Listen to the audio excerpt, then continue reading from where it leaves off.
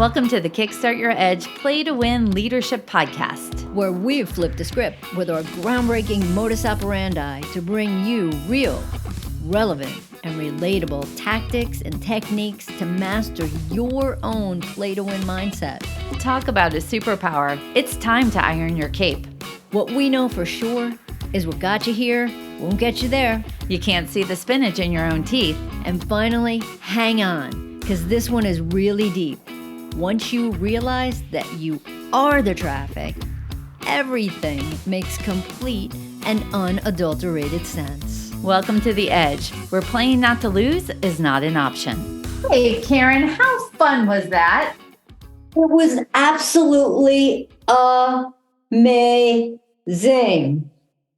I love it. So to bring you all up to speed, the other day, Karen and I did a 90-minute interactive workshop with the SHRM, which stands for Society for Human Resource Management, New Jersey chapter. It was their annual meeting, and it was interesting. It was a blast. It was insightful, and it was all based around strengths.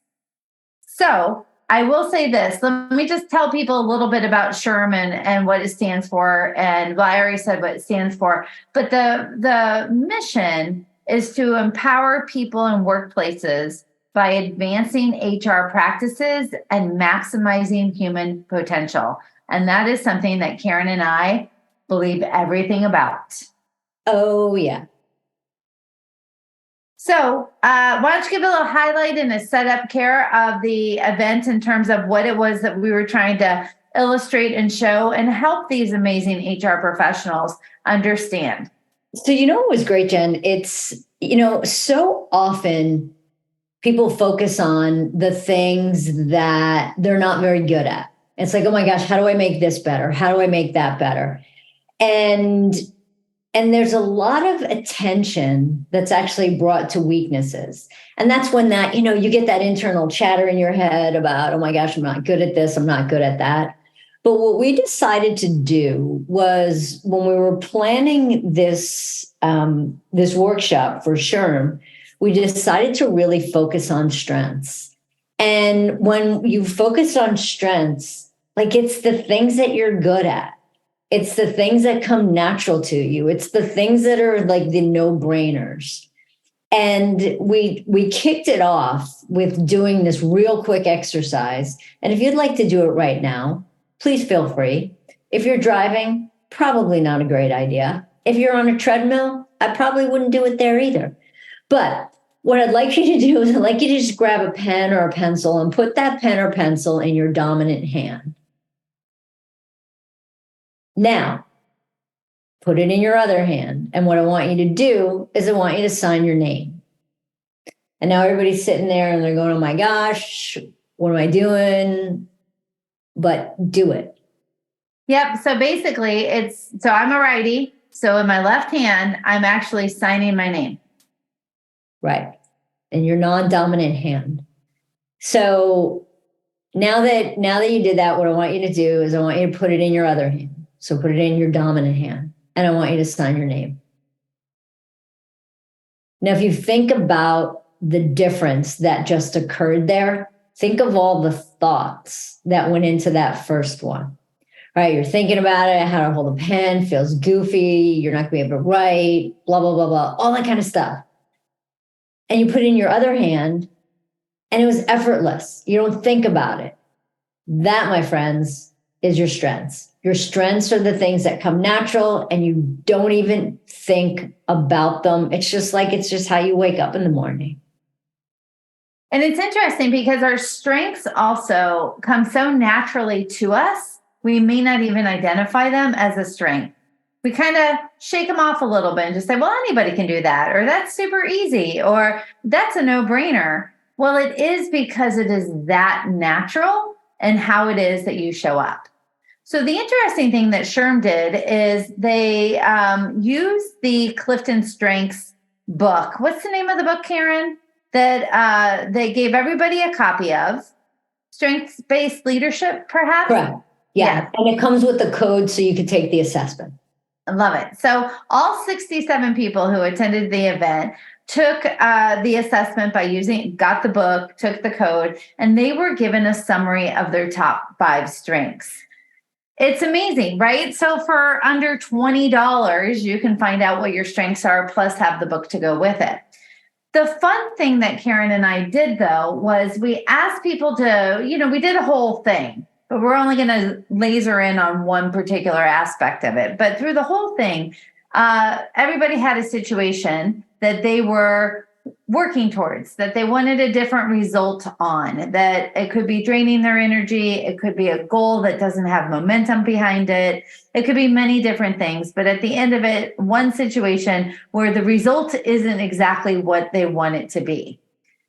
And one part of the exercise, what we did is we had them look at their strengths and read through the description of it so they could highlight the key characteristics, key words, key phrases that could help them navigate and move through it.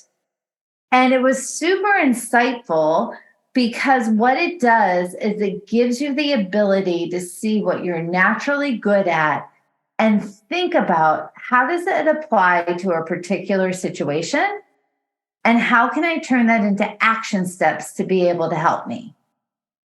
The fun part about it too is that, when you think about your strengths and, Jen and I are not getting a commission from Gallup at all as we discuss this. But the part of it that's really cool is, being able to even just see in your top 5. I mean, we love to use all 34 strengths, but even to see in your top 5, what's the strength that I have that comes so natural to me that's going to help me in this situation. And I think that that's a big key here, Jen, is what's going to help me in this situation. So, for example, my top 5 strengths are command, self-assurance, adaptability, relator, and activator, right? So when you think of those, like for me, if I'm dealing with a situation where, I need to connect with people and, build, kind of like, build something with somebody to, brainstorm, whatever, things along that line, I'm going to use probably my relator. I'll probably throw some adaptability in there. My guess is I'm not going to lead with command.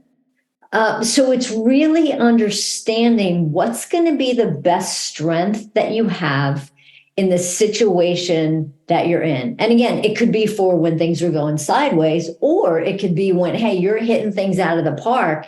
How do you even want to use this to build things up for you even more? So it's so applicable because it gives you the ability to do problem solving from a different angle. So my top 5 strengths are strategic, activator, relator, maximizer, and futuristic. So if I have a situation that I'm looking at, like I want a different result, this isn't working for me. It's not panning out. I'm not sure how to solve the problem. I don't have the momentum I need, whatever.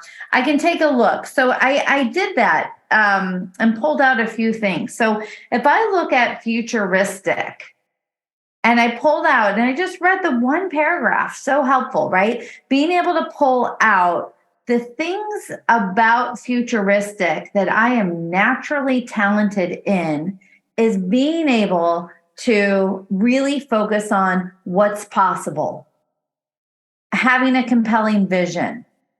I find my inspiration from the future. I focus on what's next versus what just happened. I can raise a vision and I can create hope, right? So that sounds exciting and it's totally true. So if I'm stuck in a rut around something, I can actually say, okay, so what's next? How can I draw inspiration from the possibilities of the future? What do I have to hold in my mind's eye about what it is that I want to create? What do I still have hope in, even if I don't have the solution?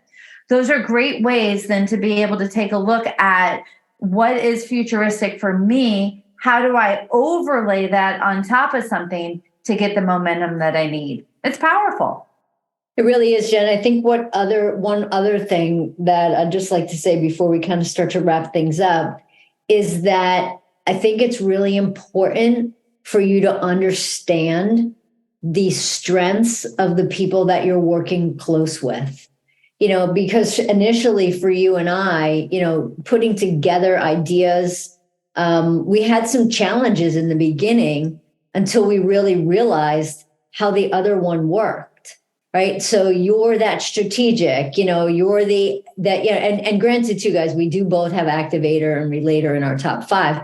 But the strategy piece, like for me, strategy doesn't show up in my strengths until, I don't know, like number 30 or something. It's really bad. So for me, that's for me to be strategic, it's like writing with my non-dominant hand all the time. It takes a lot of thinking. It takes a lot of like, oh my gosh, how am I going to do this? And until we figured out ways to make the two of us, like Jen could be like hitting it out of the park with her strengths of strategic. And I could be like, okay, great. Once we have that idea, how do we pull in the strengths that I have? Because like I said, for me, being strategic is like, oh my gosh, this takes a lot of brain power here. So the big question is, do you know your own strengths? And do you know the strengths of the team? And do you know how to maximize those? It's fun because Karen got certified in Clifton Strengths, and we do this work with teams all across the land. That always sounds so big and across the land. But we work with teams to be able to understand, where are they? There's 4 main themes that come up. Are they representing all those categories? How do they understand what strengths to use on what types of projects? How is it that they work together? And how do teams stop focusing on what's not working and look at what works naturally to be able to get the results that they need? Super powerful. So on that note, Karen, please use your command strength to exit us from this episode. We're done. Thanks for listening to the Kickstart Your Edge Play to Win Leadership Podcast. Craving more? Of course you are. Check out our website at kickstartyouredge.com, where we fire you up, fan the flames of your competitive edge culture, and ignite your tenacious pursuit of an all-out play to win mindset.